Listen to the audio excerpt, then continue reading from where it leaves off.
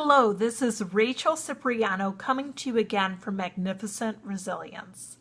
And I want to talk to you today about those 4 quadrants of health that we've mentioned in the past: the physical, emotional, mental, and spiritual aspects of our being and of our overall health.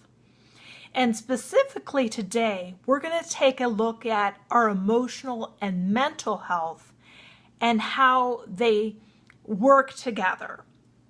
Now, we know from scientific studies and anecdotal evidence that our emotional mental health play a huge role in our physical health. And it's one thing we'll all experience, different emotional states, and they exist for a reason, anger, fear, depression. Obviously, joy is wonderful, but we have that full range of emotions, some more so than others. Some just seem to be more even keel most of the time with little ups and downs, and some people just by their very nature are a bit more mercurial. Present company would be included in that.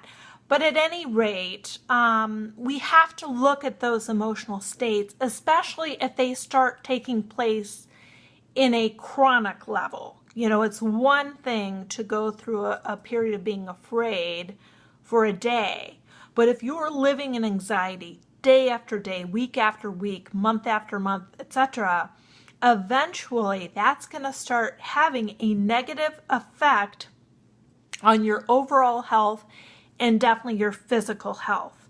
So let's look for a moment at those emotional states. I don't know how many times I've had my clients say, okay, I am dealing with these feelings of chronic fear or depression or stress or anger, whatever it might be, but what do I do about it? As much as I don't want to feel that way, that's just the way I feel. And it is true that it's very difficult to directly change the way you feel. I'm going to change the way I feel right now. That's not necessarily going to work. But I'm going to show you that there is a backdoor way to get to your emotions. You do have control over that mental aspect of your life, specifically over your thoughts. What are you thinking about? Remember, we've spoken about the importance of metacognition, to think about what we're thinking about. And for a lot of us, we're just going through life and this stream of consciousness is running in our heads, but we don't even necessarily know what we're telling ourselves.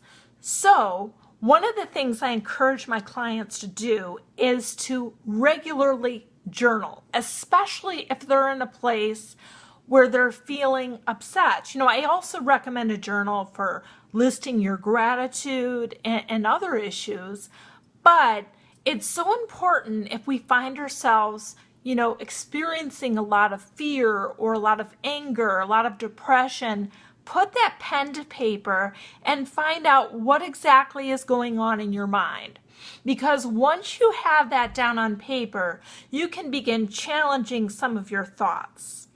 If you're interested in learning more about how to do this, I strongly encourage you to Google cognitive behavioral psychology, because there is a plethora of research and books written about how powerful what we think about, the tremendous impact that has on our emotional health. In fact, through studies, they found when people learn to attend to their cognitions, to their thoughts, to kind of have more of that metacognition, to think about what they're thinking about, that ability to begin transforming those thoughts can have greater, longer benefits to people who struggle with depression than medication can have. So this is powerful. This is something that you can take control of right now.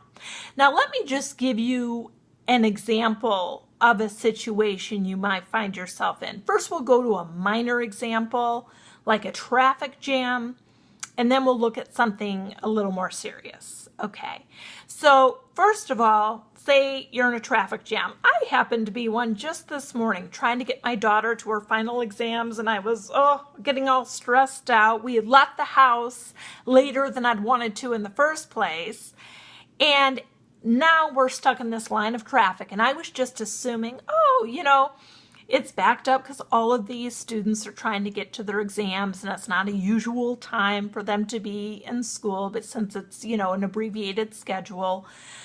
However, I saw police cars and fire trucks, and I realized there had been 7 cars involved in an accident that morning with the kids. Kind of looked like a lot of teenagers on the edge of the road, And the bottom line is, imagine that transformation of perspective. It dawned on me, it dawned on my daughter, that had we been on time, very likely we could have been involved in that accident. And so when you are in a situation where you're running behind, or you're stressed out, or you're thinking about, oh my goodness, I'm late for this meeting, what am I going to do? And sometimes if we drive a lot, we can find ourselves in that situation a lot, in rush hour, etc. And like I said, over time, that chronic approach and that perspective of the situation can be very damaging to your body. So, just keep that in mind. When you're in the car, if you're somebody who regularly has to do that, you figure out what brings you peace. Is it certain kinds of music? Is it certain kinds of educational tapes you enjoy? Is it just running through your gratitude list in your mind? There are many different ways you can look at how to change that perspective and make traffic not such a damaging, unhealthy experience.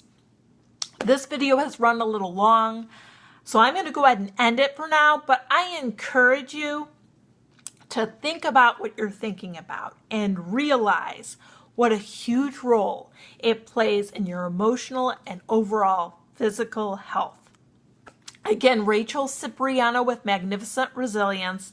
The next video I make, I'm going to look at this model of the mental and emotional health from the standpoint of the more serious curveballs life can throw at us.